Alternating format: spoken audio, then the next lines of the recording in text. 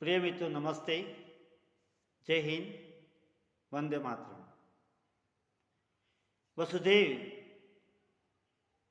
Family का मेरा यह संदेश, छोटा सा विचार कि बीते हुए समय में हमने जीवन की सारगर्भित अंतर्निहित अपनी दक्षताओं, योग्यताओं और समय के अनुकूलन में रहते हुए हमने क्या कुछ खोया, क्या कुछ पाया। इन्हीं विचारों के बीच में मैं प्रवीण व्यास सत्रांत में यानी बीते हुए सत्र 2023 की इस अंतिम समयातीत घड़ियों में कुछ संदेश, कुछ विचार कि हम आत्मान्वेषण, आत्म का अन्वेषण करते हुए हम आगे बढ़े, जीवन को पार करें। मित्रों, नव वर्ष पर हम भाषा एवं शब्द की सूक्ष्म सूझ से अपने आप को जोड़ें।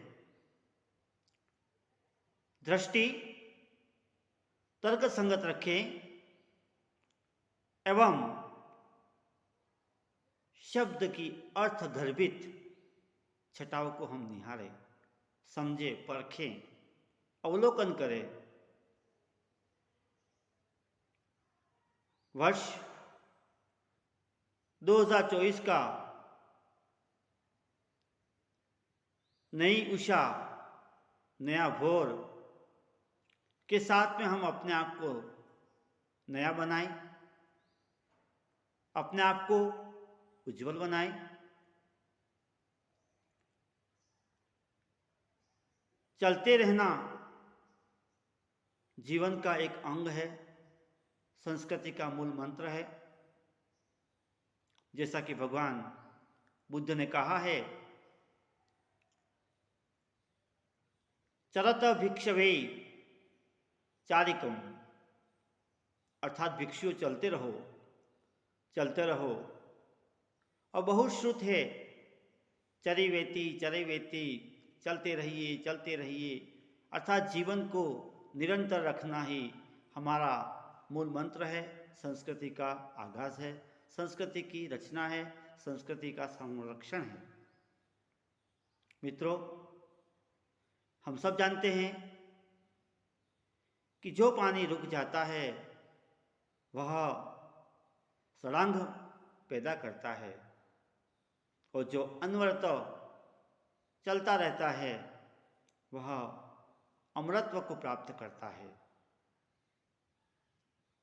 मित्रों, मैं आज आपके सामने आत्म चिंतन, आत्म अन्वेषण के संदर्भ में एक छोटी सी कथा, जो कि कंठोपनिषद में ज्ञातव्य है, इस अवसर पर मैं आपको निश्चय उसके बारे में विचार रखूंगा कि एक बार नचिकेता के पिता ने यज्ञ हवन आदि कर्म किए और यज्ञ के पश्चात उन्होंने जो मरणासन जो गाय थी उनको दान करने का विचार किया। यह देख करके नचिकेता बहुत ही व्यथित हुए, दुखी हुए और उनसे रहा नहीं गया और अपने पिता से प्रश्न किया कि आप ये मरणासन जो गाय हैं किन्हें दान करेंगे। क्रोधित पिता ने उत्तर दिया कि यम को। नचिकेता से नहीं रहा गया। वे 3 दिन तक यम को मिलने के लिए यमलोक में पधारे, यमलोक में गए। 3 दिन तक उनकी प्रतीक्षा की और अंततः यम देवता प्रसन्न हुए और नचिकेता को 3 वरदान मांगने को कहा। तब नचिकेता ने पहले वरदान के रूप में मांगा कि मेरे जो पिताजी का जो क्रोध है वह शांत हो जाए। यमराज ने कहा ठीक है, आपकी इच्छा परिपूर्ण होगी। द्वितीय वरदान के रूप में नचिकेता ने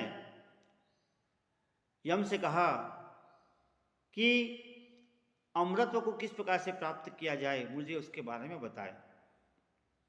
यम ने उसकी यह इच्छा भी पूरी कर ली। अंततः तीसरे वर के रूप में नचिकेता ने भगवान यम से ब्रह्म को जानने की इच्छा व्यक्त की कि ब्रह्म क्या है, मुझे जानना है।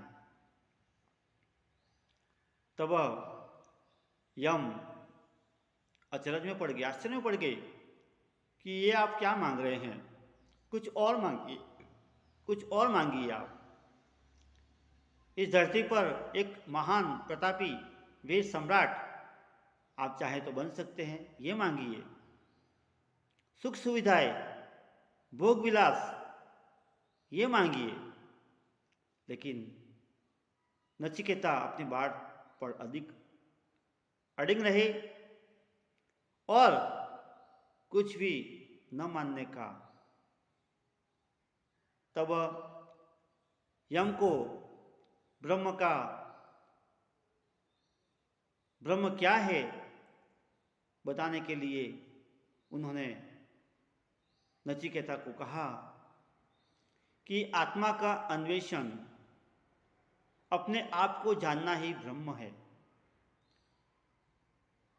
प्रिय मित्रों, यह आत्मा अजर अमर है। जब तक हम इसकी पुष्टि न कर ले, जब तक हम इसके न हो, इस आत्म स्वरूप का कोई महत्व नहीं है। मित्रों, हम समाज के लिए जिए, देश के लिए जिए, राष्ट्र के लिए जिए। यह तभी संभव है जब हमारी आत्मा शुद्ध हो, जब हमारा हृदय उस देश प्रेम को लिए हुए निस्वार्थ भाव से हम आगे बढ़े। सबका साथ, सबका विकास, एक देश, एक मूल मंत्र, एक भाव को लिए हुए वसुदेव कुटुंबकम की भावना को सार्थक करते हुए यदि हम देश रूपी इस अमरत्व को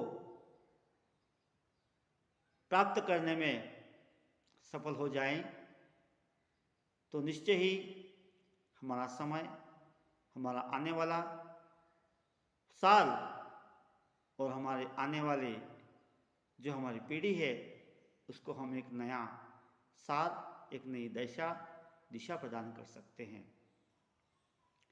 स्वार्थपरता की यह जीवन शैली, धार्मिक आडंबरता और आधुनिकता की इस क्षणभंगुर संस्कृति को, जिसके पीछे हम दिन रात भागे हुए हैं, उसको दूर करते हुए आत्मचिंतन की संस्कृति को अपनाएं, देश के विकास में अपना अमूल्य अंग बने और रामकृष्ण की इस पावन धरती को हम पुनः आसमान की उन बुलंदियों तक पहुंचा देवें जहां सूरज भी रोशनी की भीख मांगता है।